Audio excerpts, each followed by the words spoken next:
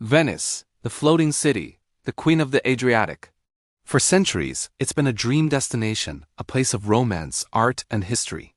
We picture ourselves gliding down serene canals in a gondola, getting lost in a maze of charming alleyways, and sipping espresso in a sun-drenched piazza. But what if I told you that the Venice of our dreams is facing a crisis? And that by 2026, a visit here might not be the idyllic escape you imagine? Let's take a look beyond the postcards and uncover the real story of visiting Venice today. The first thing that hits you, often literally, is the sheer number of people. Venice is a small city, built for a different era.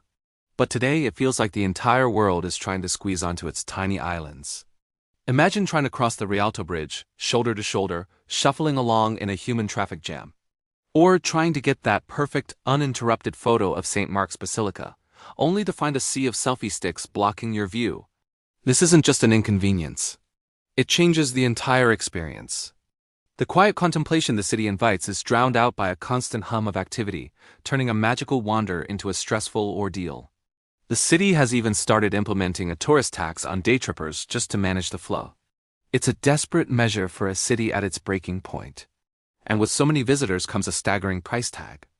Your wallet will feel the strain from the moment you arrive. That dreamy gondola ride? Be prepared to pay a premium, especially during peak hours. A simple lunch near a main square can cost as much as a fancy dinner back home. And accommodation?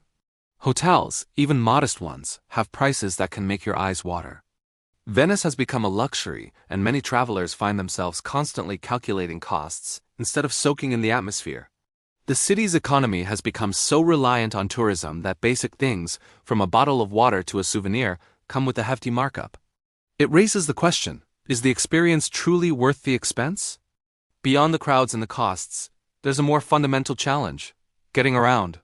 Venice is a city of stairs, bridges, and uneven cobblestones. While this is part of its historic charm, it presents a huge barrier for many people.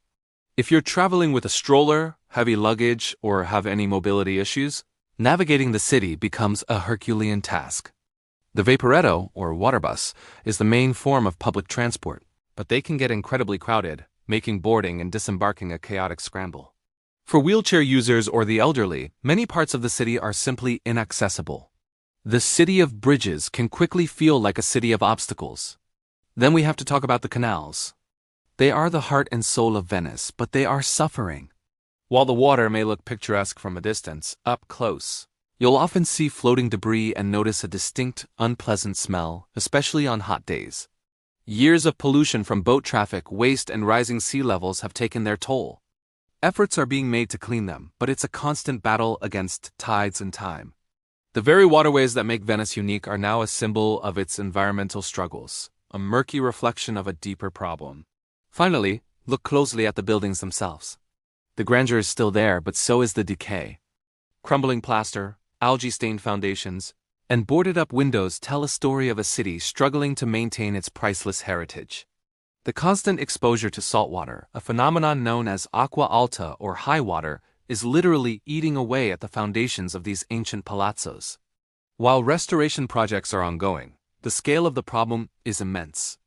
You'll see scaffolding everywhere, a permanent fixture in the Venetian landscape. It feels like the city is in a constant state of repair, fighting a losing battle against the very water that defines it. So, as we look towards 2026, visiting Venice requires a new perspective. It's no longer just about seeing the sights. It's about understanding the complex challenges this unique city faces. It's about being a conscious traveler, aware of your impact. Venice is more than just a tourist destination. It's a living, breathing city with real problems. Its future is uncertain, and its survival depends on finding a balance between welcoming the world and preserving its own fragile existence. Perhaps the most important souvenir we can take from Venice isn't a Murano glass trinket, but a deeper appreciation for the delicate beauty of our world's treasures. Thanks for watching.